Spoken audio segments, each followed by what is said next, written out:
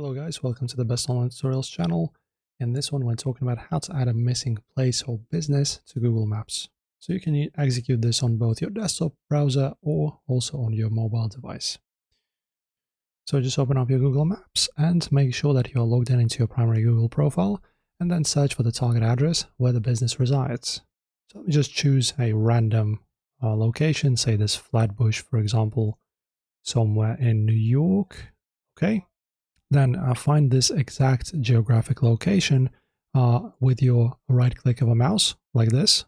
On mobile, you just long press and then drop a temporary pin. And as you can see now, we have add a missing place. Click on this button. And then this will launch a Google's authoritative directory contribution form. And now we can build the profile ledger. The entry window requires 4 strict core parameters. As you can see, place name, category, address, and located within if it sits inside a larger mall or office plaza. To expedite Google's automated verification pass, click the Add More Details drop-down block right over here, and you can input the business operating hours, direct phone line, official website URL, and opening date. Also you can anchor the visual profile by uploading a clean exterior photos of the building or signage, and then you just click Submit.